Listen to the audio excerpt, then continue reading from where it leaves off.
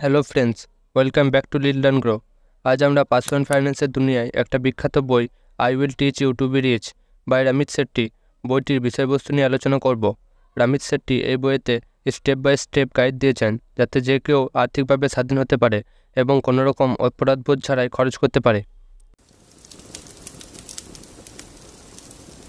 বেশিরভাগ লোক আর্থিক সমস্যার সম্মুখীন হয় কারণ তারা রেসপন্সিবিলিটি নিতে চায় না। তারা সর্বদাই নিজের পরিস্থিতির জন্য অন্য কাউকে দায়ী ভাবে। বেশিরভাগ লোক অজুহাত দিয়ে থাকে তারা আর্থিকভাবে সফল নয় কারণ তাদের স্কুল কলেজে অর্থের বিষয়ে কিছু শেখানো হয়নি, বা তারা ঝুঁকি নিতে বা টাকা হারাতে ভয় পায়, অথবা তারা আর্থিক ব্যাপারে বিশেষজ্ঞ নয়। মজার বিষয় হচ্ছে, আর্থিক সফলতার জন্য আপনার বিশেষজ্ঞ হওয়ার প্রয়োজন নেই।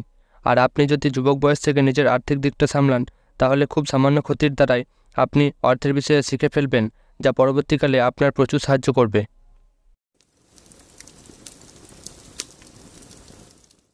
আমরা অনেকে ক্রেডিট কার্ডকে খারাপ ভাবি, কিন্তু যদি আমরা সঠিকভাবে ক্রেডিট কার্ড ব্যবহার করি তাহলে আমরা অনেক সুবিধা পেতে পারি। দৈনন্দিনের খরচগুলি আমরা ক্রেডিট কার্ডের মাধ্যমে মেটাতে পারি, ফলে আমরা অনেক ক্যাশব্যাক, গিফট, বোনাস ইত্যাদি পাবো। এর সাথে আমরা যদি নিজের ক্রেডিট স্কোর ঠিক রাখি তাহলে খুব সহজেই অল্প সুদ বিশিষ্ট লোন পাওয়া যায়। তবে কখনোই ক্রেডিট বিল বাকি রাখা উচিত নয়। এতে আমাদেরকে লেট ফি বা অন্য নানা রকম চার্জের সম্মুখীন হতে হবে, যা আমাদের আর্থিক স্বাধীনতার পথে বাধা সৃষ্টি করবে। লেখক প্রত্যেককেই কমপক্ষে দুটি ব্যাঙ্ক অ্যাকাউন্ট রাখার উপদেশ দেন, একটা কারেন্ট অ্যাকাউন্ট ও অন্যটা সেভিং অ্যাকাউন্ট।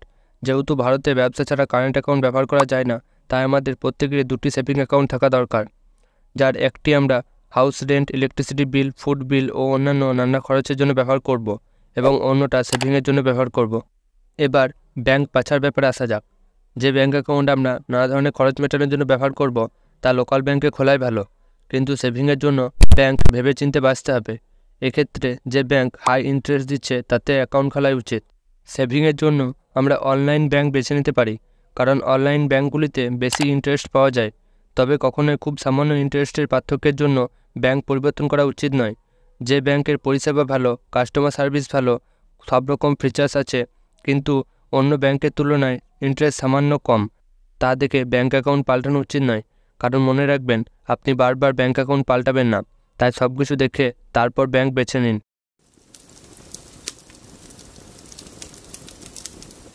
সঠিক ব্যাংক বেছে নেওয়ার পর ধনী হওয়ার পরবর্তী পদক্ষেপ হলো ইনভেস্টিং।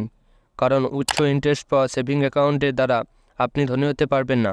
তাছাড়া ইনফ্লেশনের কারণে প্রতিনিয়তই আপনার টাকার ক্রয় ক্ষমতা ধীরে ধীরে কমে আসছে।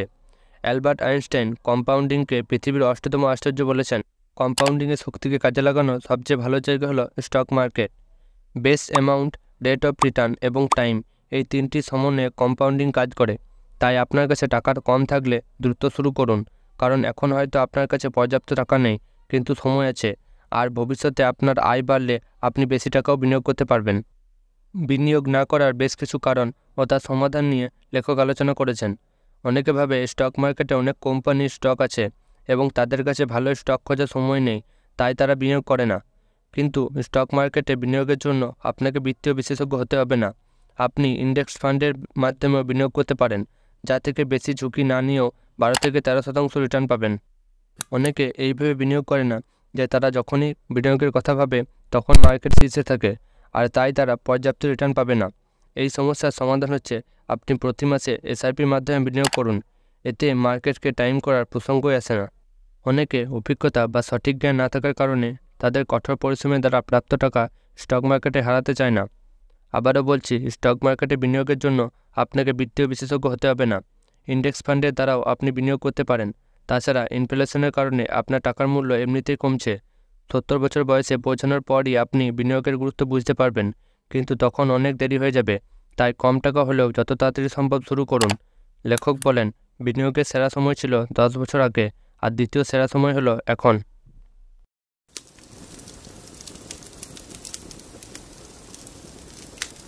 বেশিরভাগ লোক ট্রেন্ড অনুসরণ করার চক্করে না ভেবে নিজের টাকা খরচ করে। সচেতন হয়ে টাকা খরচ করলে আমরা আমাদের কাম্য জিনিসগুলির পেছনে কোনো রকম অপরাধবোধ ছাড়াই খরচ করতে পারবো, এবং একই সঙ্গে টাকা বাঁচাতেও পারবো। যখন টাকা খরচের প্রসঙ্গ আসে, বেশিরভাগ বিত্তগুরু আমাদের রোজগারে 50% টাকা সাধারণ প্রয়োজনীয়তার পেছনে, 30% টাকা বাঁচানোর পেছনে এবং 20% টাকা সংরক্ষণ করে ইনভেস্ট করার উপদেশ দেয়। এই পদ্ধতি সত্যিই কার্যকর, কিন্তু যে সকল ব্যক্তির রোজগার কম তাদের পক্ষে এই বাজেট অনুযায়ী চলা অনেক কঠিন। তাই লেখক আমাদের সচেতনভাবে খরচ করার উপদেশ দেন। সচেতনভাবে খরচ করা বলতে লেখক বুঝিয়েছেন যে সকল জিনিসগুলি দ্বারা আপনি আনন্দ পান সেগুলির পেছনে খরচ করুন এবং অন্য জিনিসের ক্ষেত্রে নিজেকে নিয়ন্ত্রণ করুন। উদাহরণ হিসাবে, আপনি যদি ঘুরতে ভালোবাসেন তাহলে তাতে খরচ করুন, কিন্তু অন্য দিক যেমন নতুন ফ্যাশন, বাইরে খাবার খাওয়া, সিনেমা দেখা এসব ক্ষেত্রে নিজেকে নিয়ন্ত্রণ করুন। এভাবে আপনার মনোকামনাও পূর্ণ হবে, একই সাথে আপনি টাকাও সংরক্ষণ করতে পারবেন। কম টাকা বিনিয়োগের মাধ্যমে ধনী হওয়া সম্ভব, কিন্তু এতে অনেক বেশি সময় লাগে। আপনি আরও দ্রুত ধনী হতে পারেন বেশি টাকা বিনিয়োগ করে। কম্পাউন্ডিংয়ের ক্ষমতা 3টি বিষয়ের ওপর নির্ভর করে: base amount, rate of return এবং টাইম। আপনি যদি কম টাকা দিয়ে শুরু করেন তাহলে রিটার্ন বেশি হলে তবেই দ্রুত ধনী হতে পারবেন, কিন্তু এর জন্য আপনাকে অতিরিক্ত ঝুঁকিও নিতে হবে। আর যদি আপনি বেশি টাকা বিনিয়োগ করতে পারেন তাহলে কম ঝুঁকি নিয়ে কম রিটার্নের মাধ্যমেও আপনি দ্রুত ধনী হতে পারবেন। বেশি বিনিয়োগের জন্য বেশি সংরক্ষণ করতে হবে এবং বেশি সংরক্ষণের জন্য আয় বাড়াতে হবে। শুরুতে যখন আপনি কম টাকা সংরক্ষণ করছেন তখন তার পুরোটাই বিনিয়োগ না করে তার কিছু শতাংশ নিজের দক্ষতা বাড়ানোর জন্য এবং নতুন দক্ষতা শেখার জন্য খরচ করুন। বিশ্বের সেরা বিনিয়োগী ওয়ারেন বাফেট বলেছেন, the best investment you can make is an investment in yourself. The more you learn, the more you will earn.